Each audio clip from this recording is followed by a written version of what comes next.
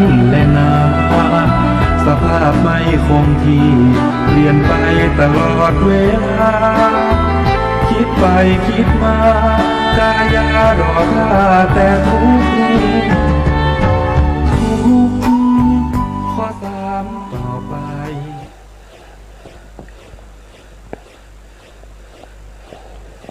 พุทธังสรณังกัจฉามิธัมมังสรณังกัจฉามิสังฆังสรณังกัจฉามิกราบนมัสการพระมหาเถระพระสังฆาธิการพระเถรานุเถระสวัสดีท่านผู้ฟังและผู้ชมทุกท่านที่ติดตามในรายการพระไตรปิฎกลอยฟ้าครั้งนี้เป็นครั้งที่35นะครับ35ในเรื่องของโพธิปักขิยธรรมโพธิปักขิยธรรมเป็นธรรมที่ฝักใฝ่สู่มรรคญาณโพธิปักขิยธรรมก็ต้องมีอารมณ์ใช่ไหมครับเราก็รู้แล้วว่าอารมณ์ของโพธิปักขิยธรรมมีอะไรบ้างนะครับมีอยู่6อย่างนะครับมีตั้งแต่ขันธ์5อายตนะ12ธาตุ18อินทรีย์22อริยสัจ4และปฏิจจสมุปบาทแล้วก็วิปัสสนาธรรมอีก6นะครับก็มีตั้งแต่วิสุทธิ7นะลักขณะ3อนุปัสสนา3วิปัสสนาญาณ10วิโมกข์3วิโมกขมุข3รายละเอียดเราก็จะศึกษากันต่อไปนะครับทีนี้เราก็มาสู่รายละเอียดต่อจากครั้งที่แล้วนะครับเราพูดถึงในเรื่องของปฏิจจสมุปบาทซึ่งเป็นอารมณ์ของโพธิปักขิยธรรมปฏิจจสมุปบาทมีอยู่3อย่างด้วยกัน3อย่างก็ได้แก่ว่าโดยองค์มี12ว่าโดยประเภทมีอยู่18ว่าโดยพิสดารมีอยู่28ตั้งแต่องค์ที่1จนถึงองค์ที่9จะเหมือนกันหมดเลยนะครับองค์ที่1ก็คืออวิชชาคือความไม่รู้ในอริยสัจสี่ความไม่รู้ในขันธ์อายตนะธาตุที่เป็นมาในอดีตที่จะมีต่อไปในอนาคตแล้วก็ไม่ทราบทั้งที่เป็นอดีตและอนาคตแล้วข้อที่4ก็คือไม่รู้ในอริยสัจสี่อันนี้ก็เป็นอวิชชาโทษทีครับไม่รู้ในปฏิจจสมุปบาทนะครับเป็นข้อสุดท้ายก็คืออวิชชาเมื่อมีอวิชชาก็มีการทำกรรมเพราะว่าไม่รู้เหตุไม่รู้อะไรดีอะไรชั่วอะไรเป็นเหตุให้เวียนว่ายตายเกิดไม่รู้ว่าอะไรที่จะเป็นหนทางนำไปสู่ความดับทุกข์ก็ทำกรรมทั้งที่เป็นกุศลและอกุศลก็จะได้มาเป็นสังขารเป็นบุญญาภิสังขารบุญญาภิสังขารแล้วก็อาเนญชาภิสังขารเมื่อมีการกระทำนะ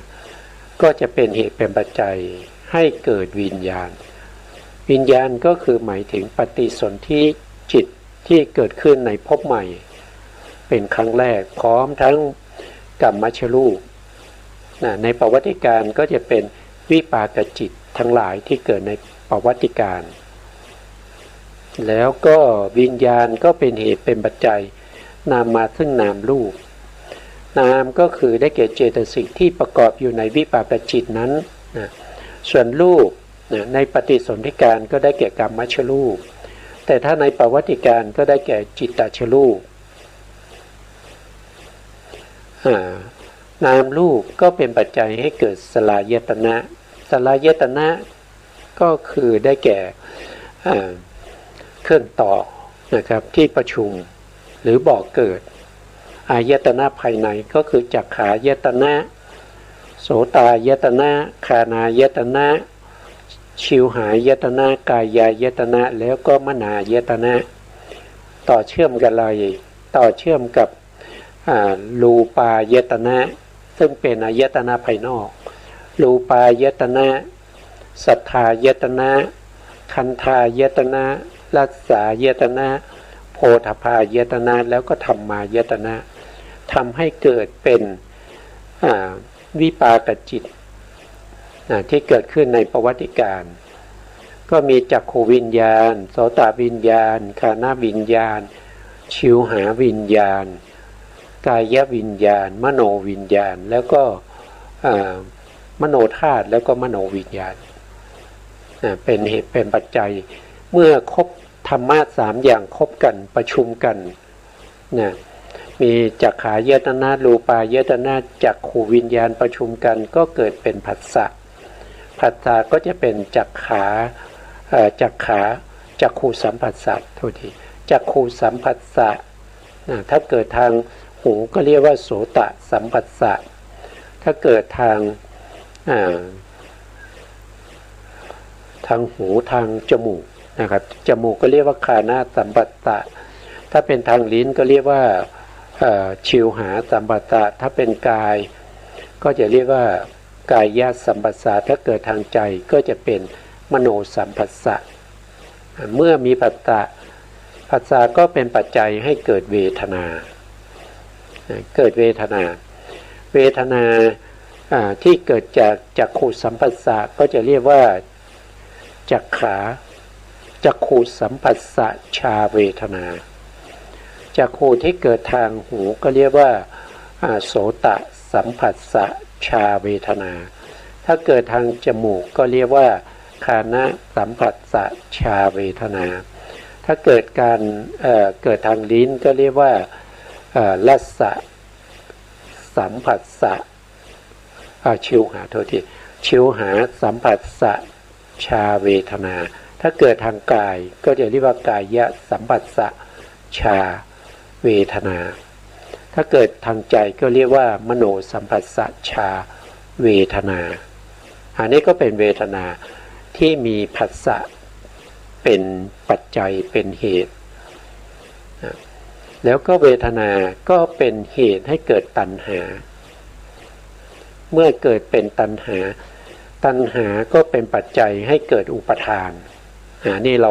เพิ่งผ่านไปนะครับก็เราก็จะไม่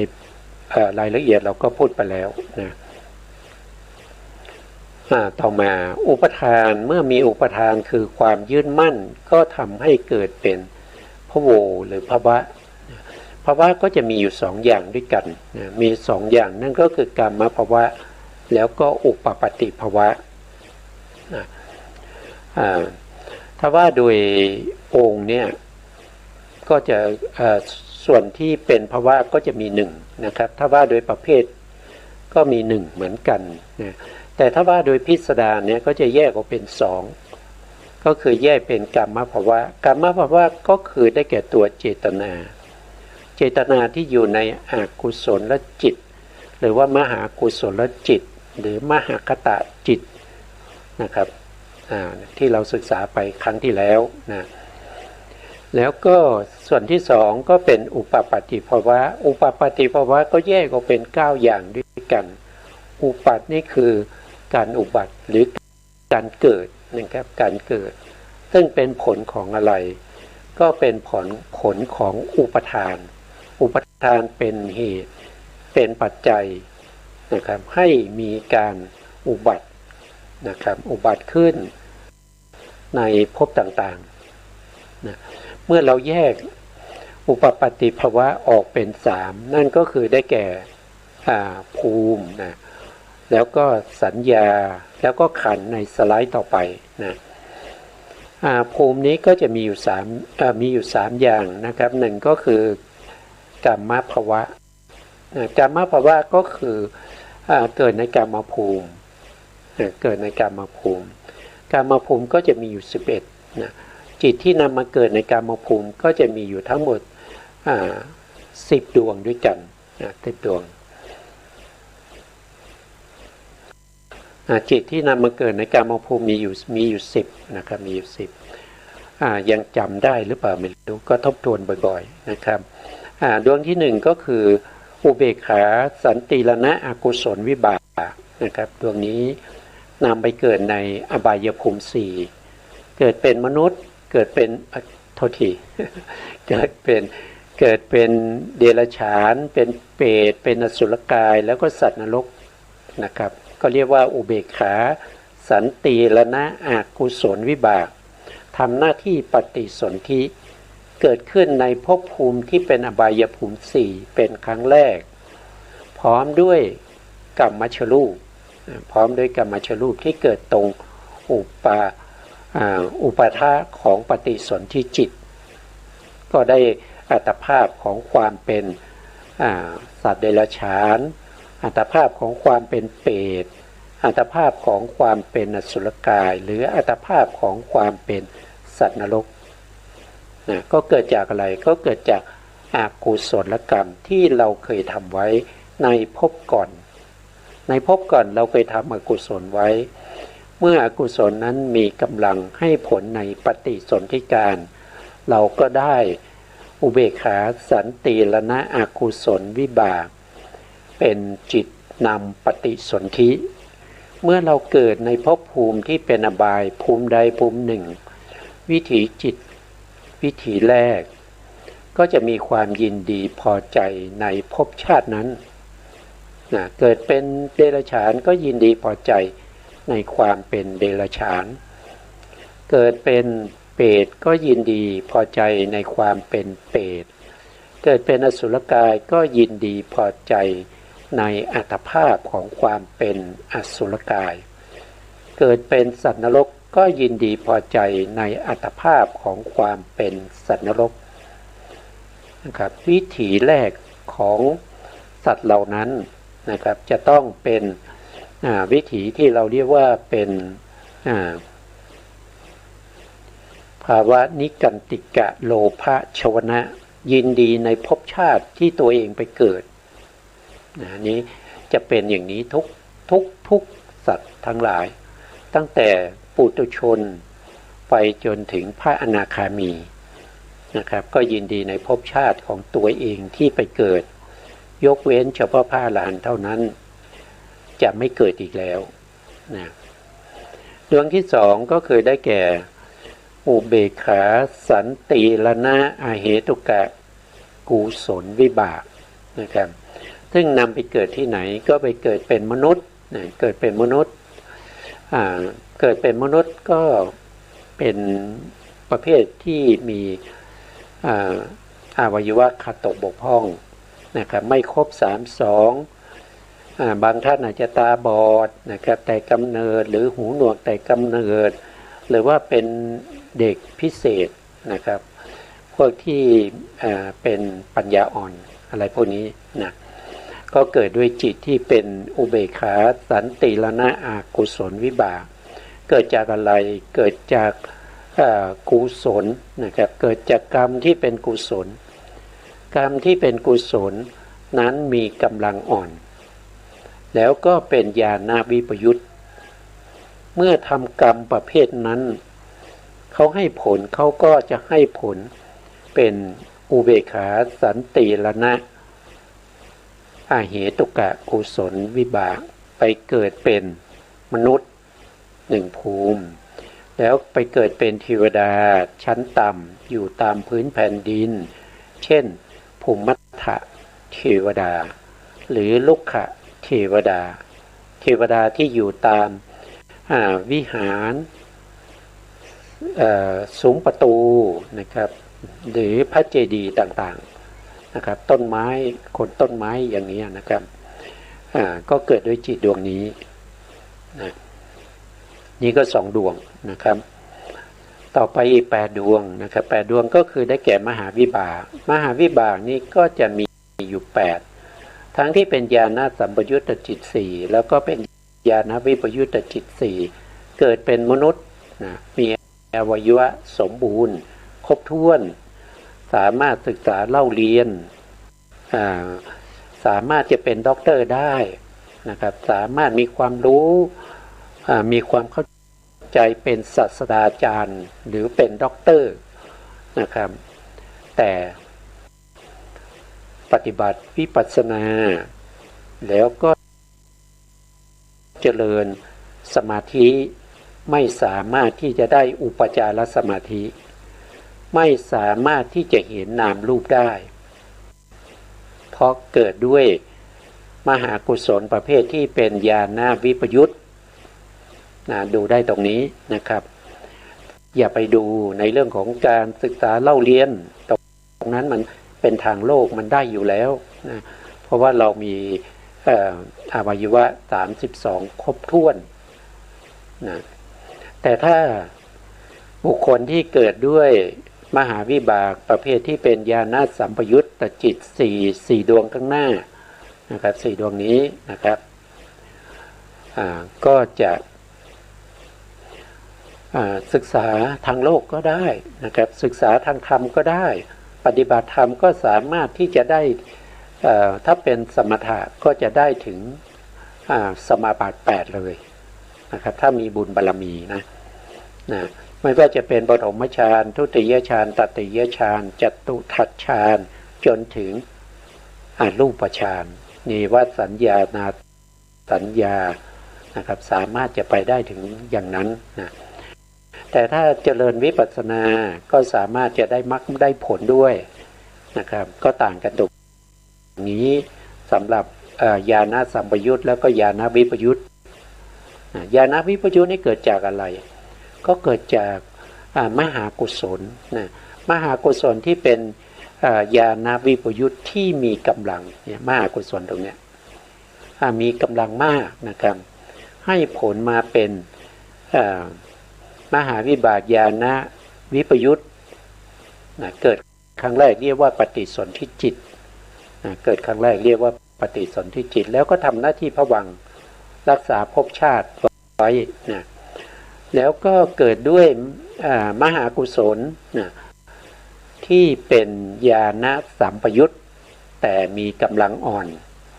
คือทำบุญมีปัญญาประกอบแต่บุญนั้นไม่ได้เกิดความชื่นชมยินดีไม่เกิดปิตินะเป็นอารมณ์แบบธรรมดาทำไปเสร็จนะครับแต่มีปัญญาประกอบเวลากรรมนั้นให้ผลก็ให้ผลมาเป็นมหาวิบากที่เป็นญาณวิปยุตนะให้มา4ดวงนี้นะแต่ถ้าเป็นมหากุศลญาณสัมปยุตเวลาทำบุญประกอบด้วยปัญญาแล้วก็มีกำลังมากนะครับก็จะให้ผลมาเป็นญาณสัมปยุตที่เป็นมหาวิบากญาณสัมปยุตจิต4ดวงนี้นะครับผู้ที่จะปฏิบัติสมถะหรือวิปัสสนาให้เจริญก้าวหน้าต้องเกิดด้วยจิต4ดวงนี้ที่เรียกว่ามหาวิบากญาณสัมปยุตอันนี้ก็เกิดเป็นมนุษย์และเทวดาในกามภูมินะรวมแล้วก็จะมีอยู่11ดวงมีอยู่10ดวงด้วยกันมหาวิบาก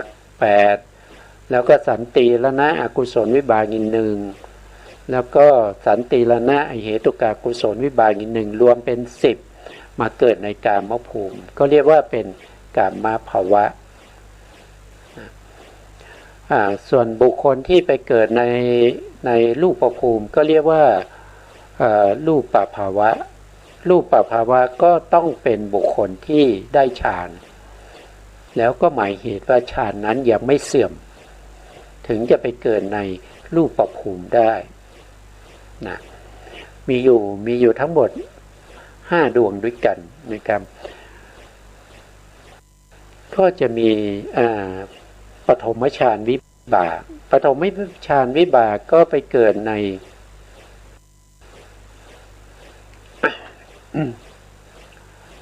ปฐมฌานวิบากก็มาเกิด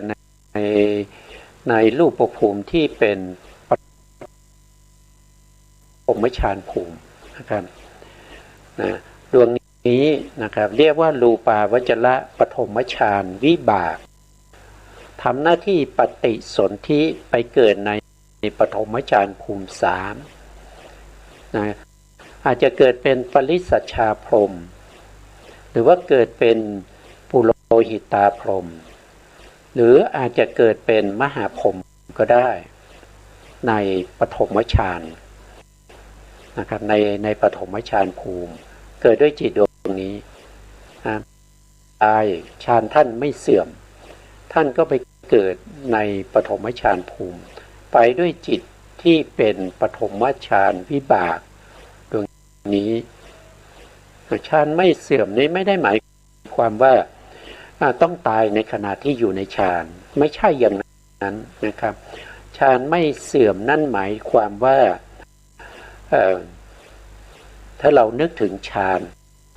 เราสามารถเข้าฌานได้เราจะเดินไปเดินมาจะพูดคุยกับคนนั้นคนนี้แต่เราเลือกถึงฌานเราก็เข้าฌานได้นั่นแสดงว่าฌานไม่เสื่อมแต่ในขณะที่ตายท่านไม่ได้เข้าฌาน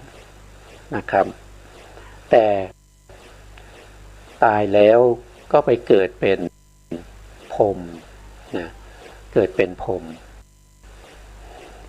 ต่อไปนะครับในชั้นที่สองเรียกว่าทุติยฌ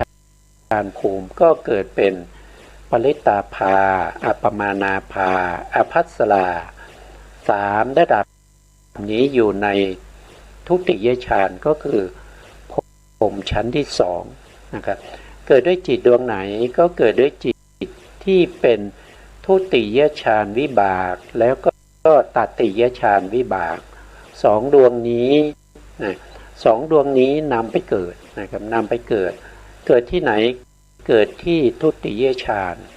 เป็นปริตาภาพรหมก็ได้หรือว่าเป็นอัปปมานาพรหมก็ได้หรือเป็นอภัสราพรหมก็ได้เกิดด้วยจิตสองดวงนะครับชั้นนี้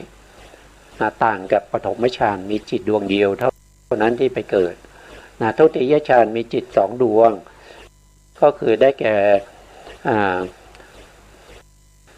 ทุติยฌานวิบากแล้วก็ตติยฌานวิบากสองดวงนี้นำไปเกิดจะเกิดจากกรรมอะไรก็เกิดจากกรรมที่เป็นทุติยฌานกุศลหรือตติยฌานกุศลเป็นตัวส่งผลให้ได้ปฏิสนธิที่เป็นทุติยฌานวิบากแล้วตติยฌานวิบากไปเกิดในทุติยฌานภูมิสามต่อไปถ้าเป็นชั้นที่สามเรียกว่าตติยฌานภูมิในชั้นนี้ก็มีสามระดับก็มีปริตาสุภาพรหมนะแล้วก็อัปปมานาสุภาพรหมอัปปมานะสุภานะครับแล้วก็สุภกินหาพรหม เกิดด้วยจิตดวงไหนนะครับก็เกิดด้วยจิตดวงนี้นะจิตดวงนี้เรียกว่าเป็นจตุทัชฌานวิบากจตุทัชฌานวิบากไปเกิดในตติยฌานภูมิไปเกิดใน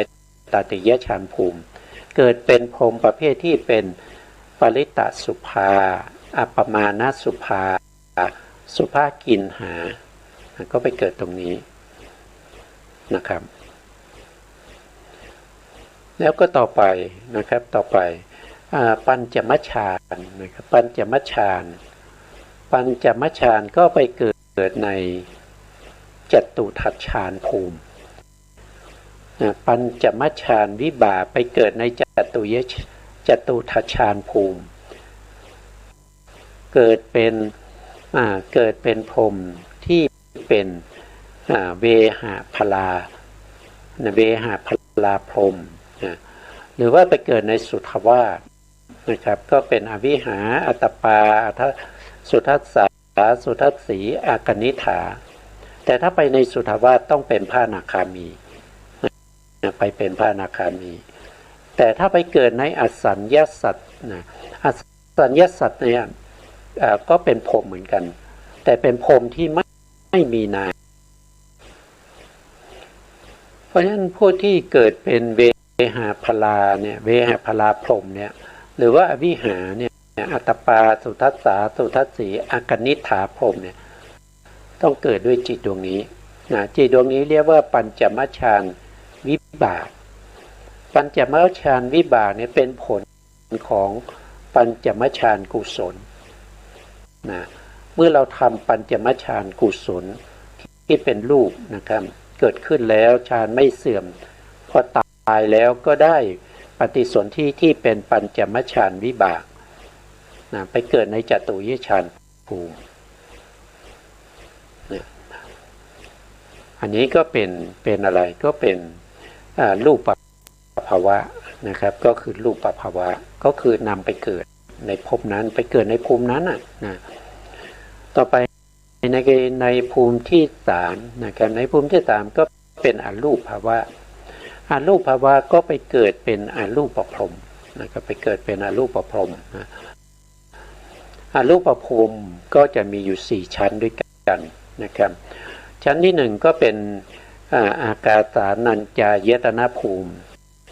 เกิดเป็นบุคคลที่ชื่อว่าอากาสานัญจายตนะพรหมเกิดอยู่ตรงนี้สูงกว่า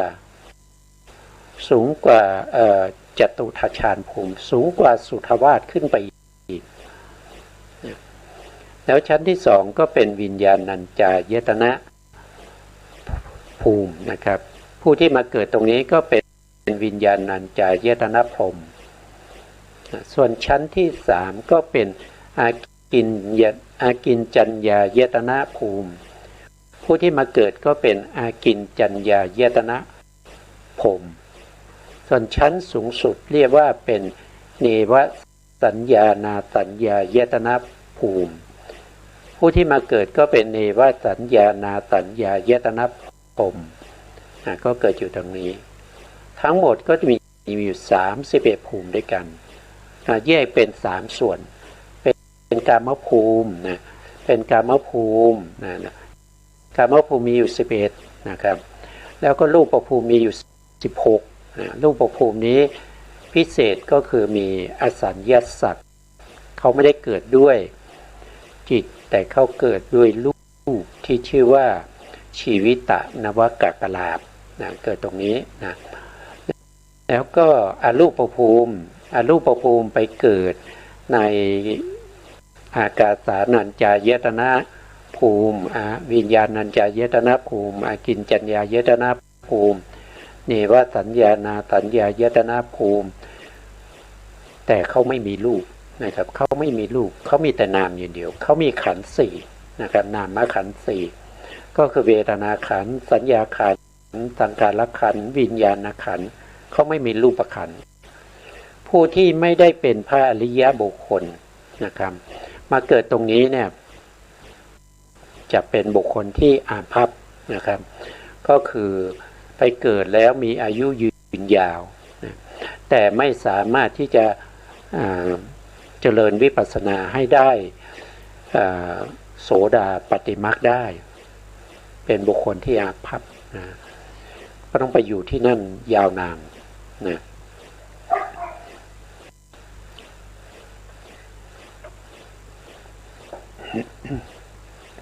อันนี้ก็เป็นเรื่องของ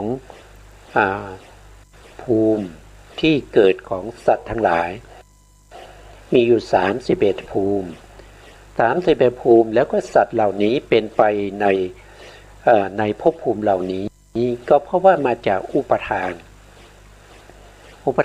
คือความยึดมั่นในกามุปทานก็คือยึดมั่นในการได้เห็นได้ยิน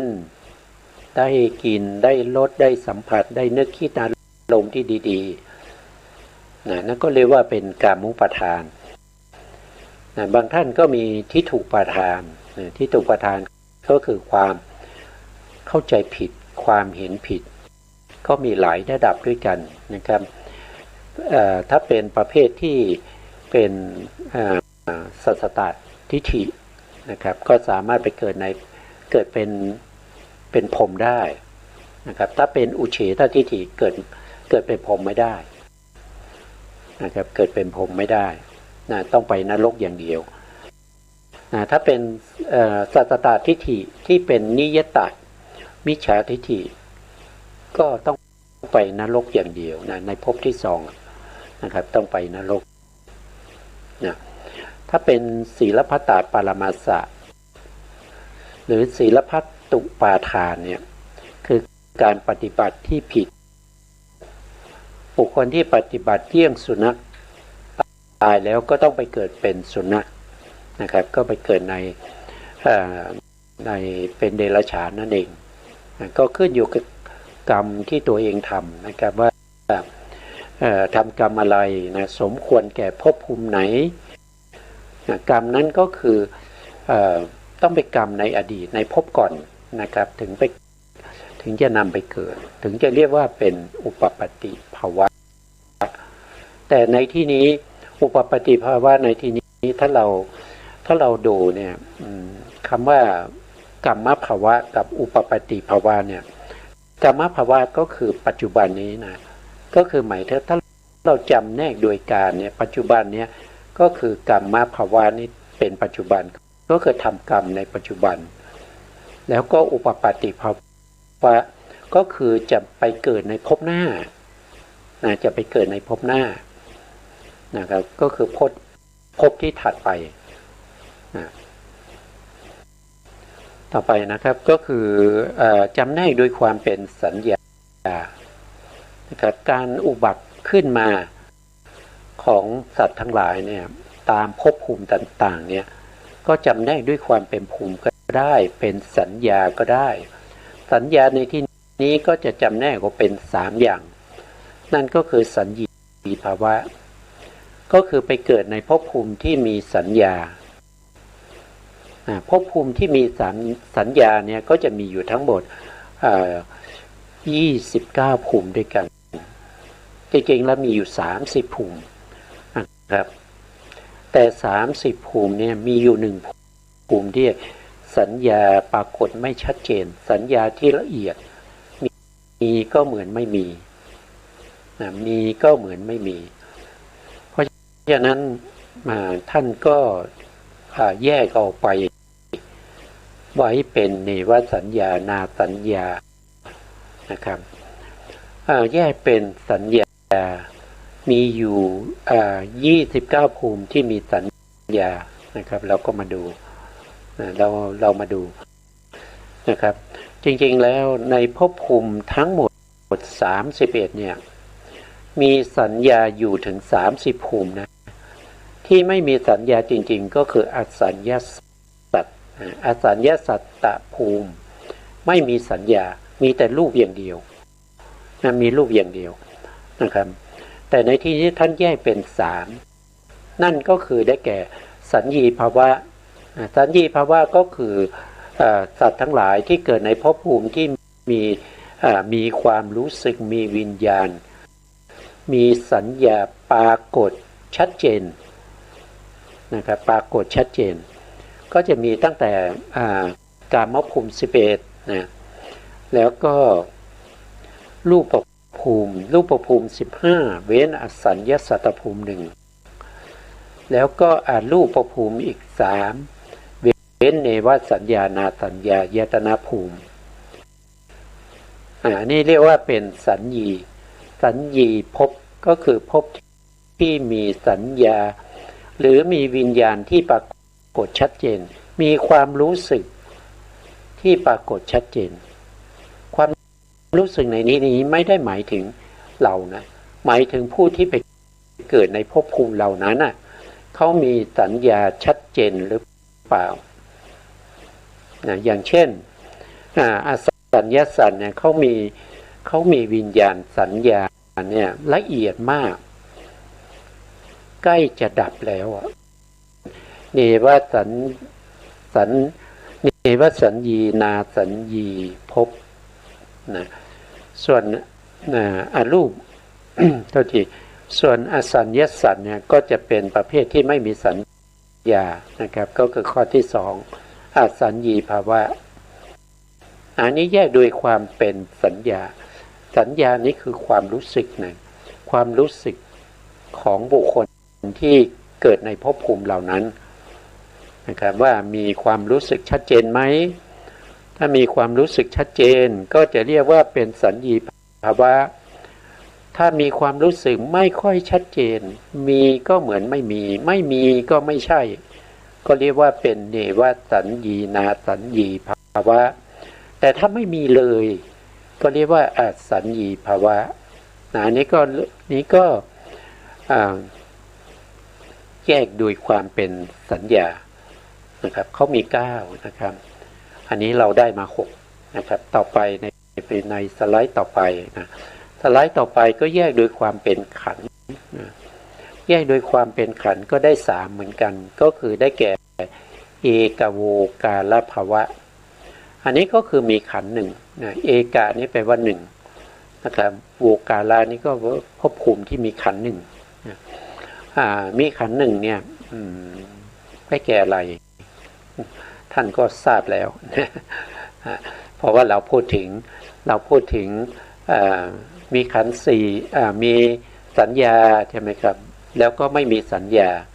ถ้าไม่มีสัญญาก็มีแต่รูปนั่นก็คือมีแต่รูปขันธ์ไม่มีนามขันธ์4ภพภูมิที่ไม่มีนามขันธ์4มีแต่รูปอย่างเดียวนั่นก็คืออสัญญสัตตภูมิก็เรียกว่าเอกโวกาลภาวะเกิดด้วยชีวิตนวากกลาภชีวิตนวากกลาภนี้เป็นรูปขันธ์นะครับเป็นรูปขันธ์เป็นรูปชีวิตที่เกิดขึ้นครั้งแรกในอสัญญสัตตภูมิเมื่อเวลาที่เขาตายเนี่ยเขาตายด้วยท่านอนนะครับก็ไปเกิดเป็นท่านอนอยู่อย่างนั้น500มหากัปถ้าเขาตายในท่านั่งสมาธิก็จะไปนั่งสมาธิอยู่ตรงนั้น500มหากัปถ้าอยู่ในท่าใดท่าหนึ่งเช่นยืนก็ได้นะครับตายก็ไปเกิดเป็นผมลูกฟักในท่ายืนอยู่อย่างนั้น500มหากัปเข้าไปด้วยอะไรก็เข้าไปด้วยฌาน5นะครับฌาน5เขาได้ฌาน5แล้วเขา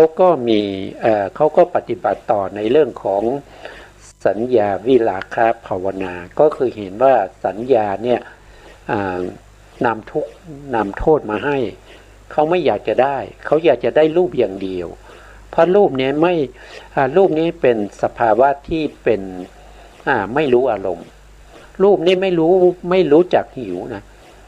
รูปนี้ไม่รู้จักหิวไม่รู้จักไ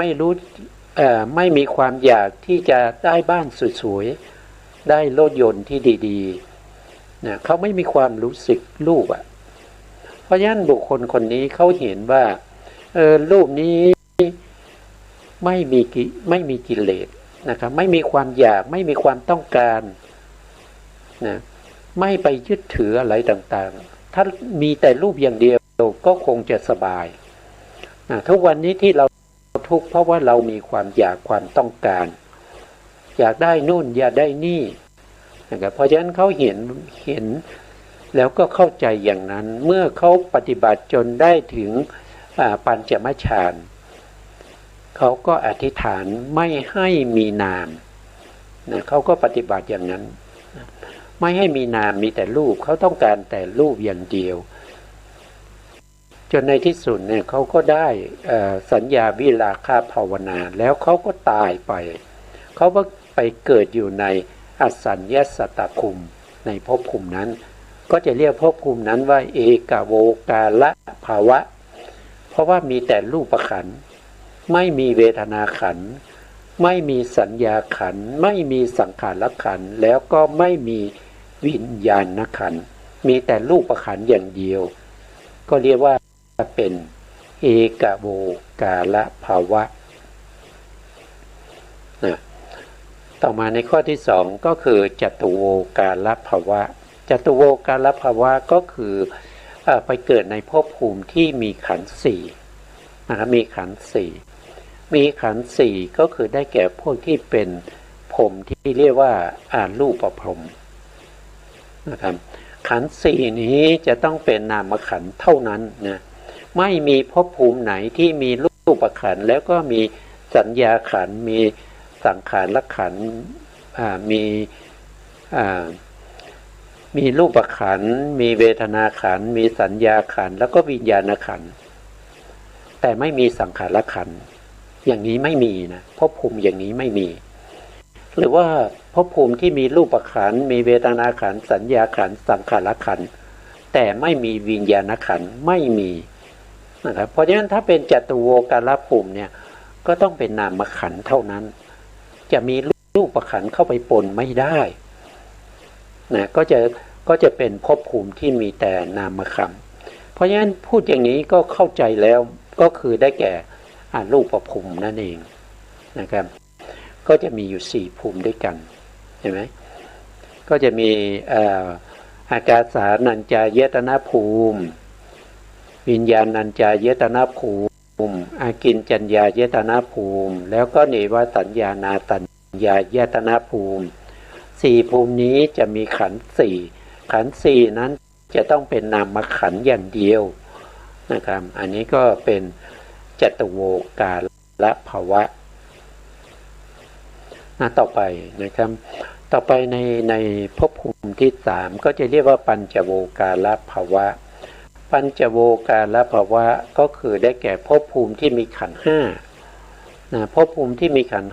5ก็คือไปเกิดเป็นมนุษย์นะครับเกิดเป็นเทวดา6ชั้นใดชั้นหนึ่งหรือว่าไปเกิดในอบายภูมิ4เนี่ยพวกนี้มีขันธ์5หมดเลยถ้าเป็นกามภูมิก็ได้11ภูมิแล้วนะครับแล้วก็ไปเกิดเป็นรูปภูมิอีกรูปภูมิมีอยู่เท่าไหร่รูปภูมิมีอยู่ทั้งหมด16แต่เราเว้นอสันออกไปเพราะอสันเป็นเอกโวการภวะก็จะเหลืออยู่15นะครับ15ภูมิมีขันธ์5บวกกับ11 15บวกกับ11ก็เป็น26ภูมิมีขันธ์5มีอยู่26ภูมิก็คือได้แก่กามทุกขติภูมิเนาะทุกขติภูมินะครับสุขติภูมิทุกขติภูมิมี4สุขติภูมิกามสุขติภูมิมีอยู่7นะครับแล้วก็รูปภูมิมีอยู่15ตั้งแต่ปฐมฌานภูมิขึ้นไปจนถึงจตุตถฌานภูมิไปจนสิ้นสุดที่อกนิฐานะครับก็มีอยู่5ขันธ์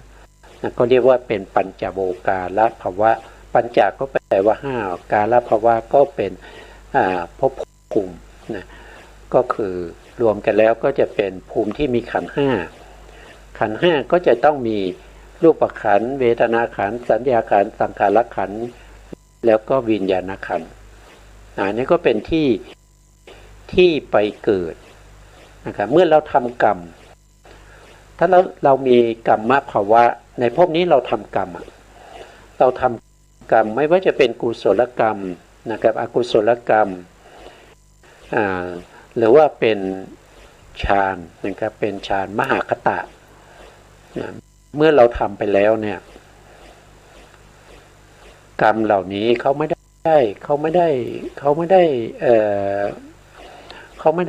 ละเว้นเรานะครับเมื่อเราทำกรรมอะไร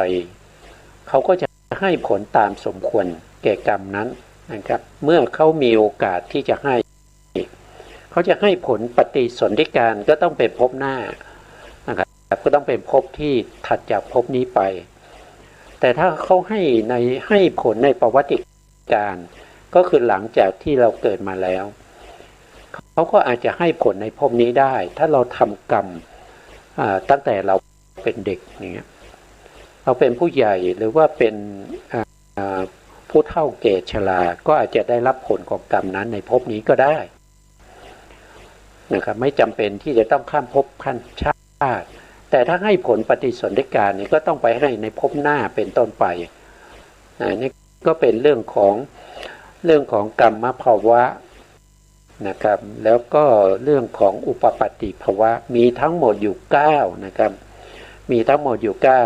9ก็คือ1ก็คือแยกโดยความเป็นภูมินะครับแยกโดยความเป็นภูมิมีอยู่3นั่นก็คือกามภูมิรูปภูมิอรูปภูมิแยกโดยความเป็นสัญญาก็มี3นั่นก็คือ สัญญีภาวะนะครับแล้วเนี่ยมาจนถึงขันธ์ในข้อที่3ปัญจโวการภาวะก็จะได้อยู่20แล้วได้20แล้วได้20องค์นะครับที่ไม่ได้ดูนะครับเนี่ยนะครับอุปปัตติภาวะเนี่ยเป็นองค์ที่9นะครับถ้าว่าโดยองค์12แล้วก็18เนี่ย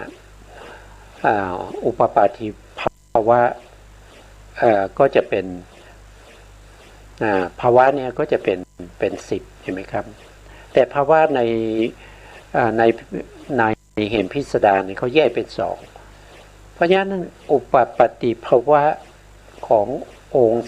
12แล้วก็ประเภท18เนี่ยก็จะต่างกันกับพิสดาร28เขาจะเป็นองค์ที่10เขาจะเป็นกัมมภาวะนะกัมมภาวะแล้วองค์ที่11ก็จะเป็นอุปปัตติภาวะนะแล้วก็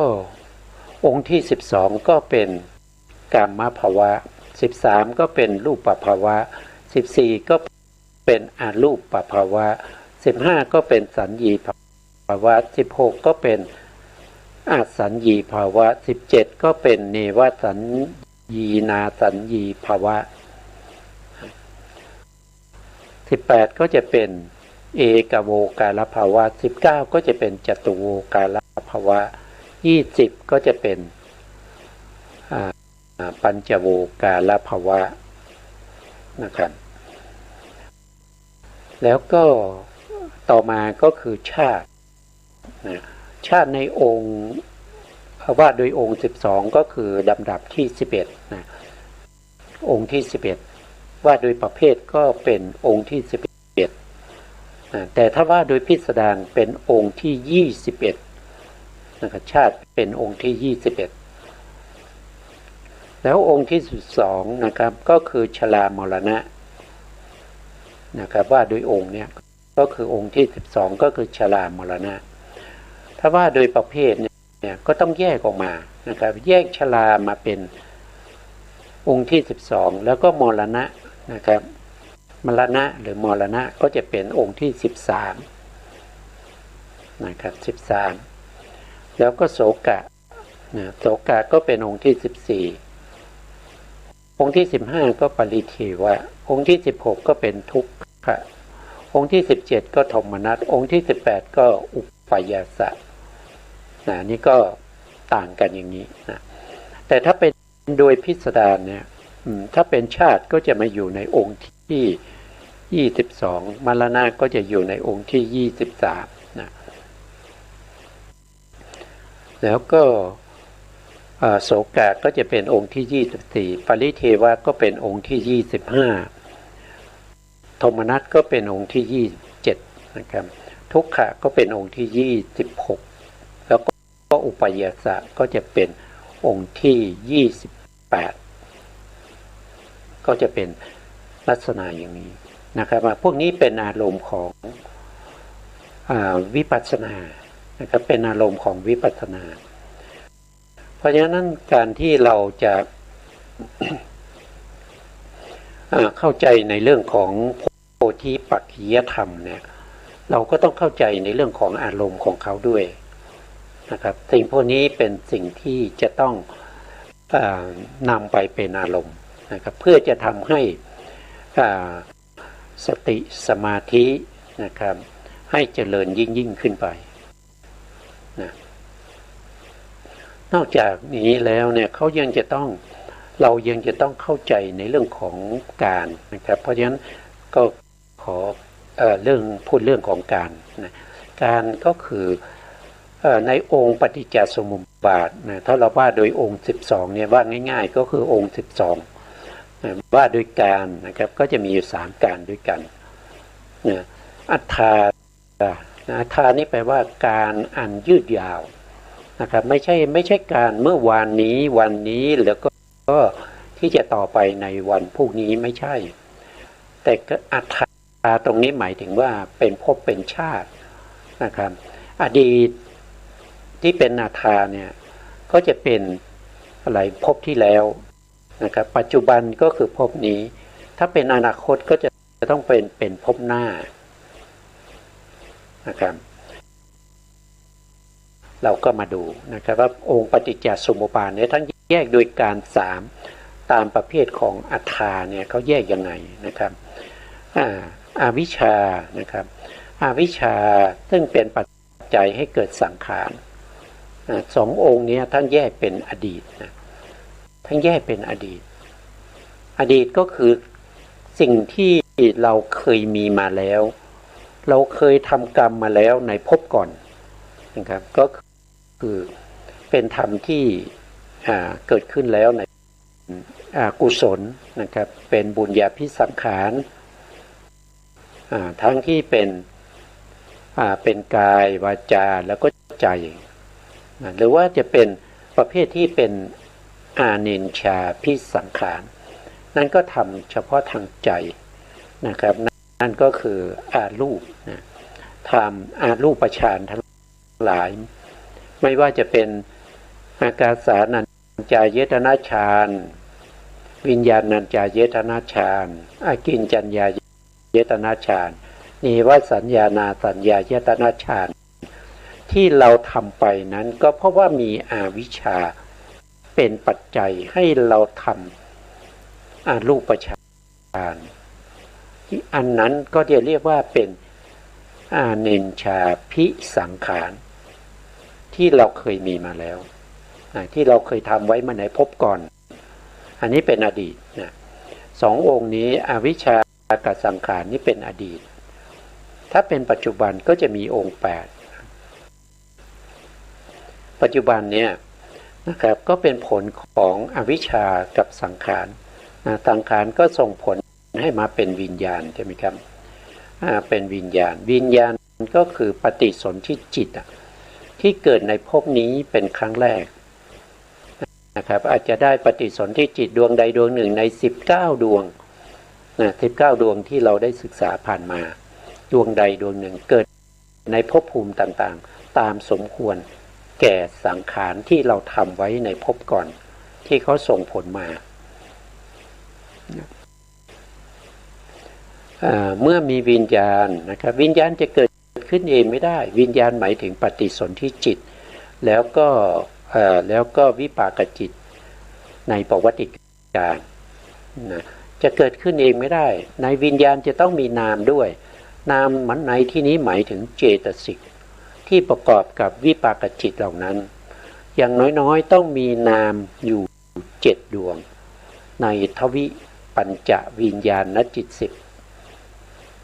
รูปรูปนี้ก็คือได้แก่2อย่างในปฏิสนธิการก็คือได้แก่ปฏิสนธิกัมมัชฌรูปเป็นกัมมัชฌรูปที่เกิดพร้อมกันกับวิญญาณแต่ถ้าในปวัติการก็คือได้แก่จิตตชรูปนะครับจิตตชรูปเนี่ยก็ต้องเว้นจิตที่ไม่ทำให้เกิดจิตตชรูปก็คือได้แก่ทวิปัญจวิญญาณจิต10แล้วก็อรูปวิปากจิต4ไม่ทำให้เกิดจิตตชรูปจิตนอกนั้นก็จะทำให้เกิดจิตตชรูปทั้งหมดแต่ก็ไม่แน่นอนถ้าจิตนั้นไปเกิดในอรูปภูมิก็จะไม่มีรูปนะครับอันนี้ก็เป็นรายละเอียดนะครับนอกจากนั้นนามรูปยังเป็นเหตุเป็นปัจจัยให้เกิดสลายตนะหมายถึงในภพนี้นะภพปัจจุบันนี้นะเนี่ยในภพนี้นะก็คือปัจจุบันนี้ปัจจุบันการนะครับพวกนี้8องค์นี้เป็นปัจจุบันการมีอะไรบ้างมีวิญญาณเป็นปัจจัยให้เกิดนามรูปเป็นปัจจัยให้เกิดสลายตนะให้เกิดผัสสะให้เกิดเวทนาให้เกิดตัณหาให้เกิดอุปทานให้เกิดกรรมภวะก็คือทำกรรมในภพนี้นะเพราะปัจจุบันนี้เราทำกรรมนะครับเพราะอะไรก็เพราะว่าอุปทานเป็นเหตุเพราะความอยากความต้องการยึดมั่นถือมั่นจึงทำให้เกิดการกระทำนะครับนี่เป็นปัจจุบันมีอยู่8องค์นะมีอยู่8องค์ เมื่อมีการทำกรรมในภพนี้คืออุปปัตติภวะเนี่ยอุปปัตติภวะนี้ก็จะส่งผลให้เราไปมีชาติก็คือในภพหน้าเรายังต้องเกิดอยู่การเกิดก็เป็นชาติเมื่อมีการเกิดก็จะต้องมีชราแล้วก็มีมรณะสามองค์นี้นะครับก็เป็นอนาคตการเป็นธรรมที่จะเกิดในภพหน้าเพราะฉะนั้นก็จะหมุนเวียนไปอย่างนี้นะพอไปเกิดเป็นภพหน้านะครับภพหน้าภพหน้านั้นที่เราไปเกิดก็เพราะว่าเรามีอวิชชานะครับก็มาต่ออวิชชาพอมีอวิชชาก็มีสังขารแล้วก็ต่อไปเรื่อยๆต่อไปในภพต่อไปนะครับก็เป็นปัจจุบันเป็นอดีตก็หมุนเวียนอยู่อย่างนี้ไม่มีที่สิ้นสุดนะครับเพราะว่าปฏิจจสมุปบาทเนี่ยมันจะต่อเนื่องกันมาอย่างเนี้ยเรามีชาติมีชรามรณะเพราะอะไรก็เพราะเรามีอวิชชาเราคือมีอวิชชาแล้วปัจจุบันเนี้ยที่เรามาเกิดตรงเนี้ยมาเกิดในชาตินี้อวิชชาเราหมดแล้วยังไม่หมดอวิชชาเรายังมีอยู่เพราะฉะนั้นอวิชชาตรงนี้ก็เป็นเหตุเป็นปัจจัยให้เราทำกรรมอีกกรรมนั้นก็เป็นส่งผลให้เราไปเกิดในภพหน้าต่อไปอย่างนี้เรื่อยๆพอไปเกิดแล้วก็มีองค์8ในภพหน้าก็เป็นปัจจุบันของภพหน้าต่อไปนะครับอันนี้ก็เป็นรายละเอียดนะครับวันนี้เราก็จบในเรื่องของปฏิจจสมุปบาทซึ่งเป็นอารมณ์ของเพื่อการศึกษาพระพุทธศาสนาและวัฒนธรรม FM 104.5 เมกะเฮิรตซ์วัดไฟหินจังหวัดเชียงใหม่และขอกราบขอบพระคุณพระครูปริยัติยานุศาสตร์ขอบคุณท่านผู้ฟังและผู้ชมทุกท่านที่ติดตามในรายการพระไตรปิฎกลอยฟ้าวันนี้ลาไปก่อนพบกันใหม่ในโอกาสต่อไปครับสวัสดีครับ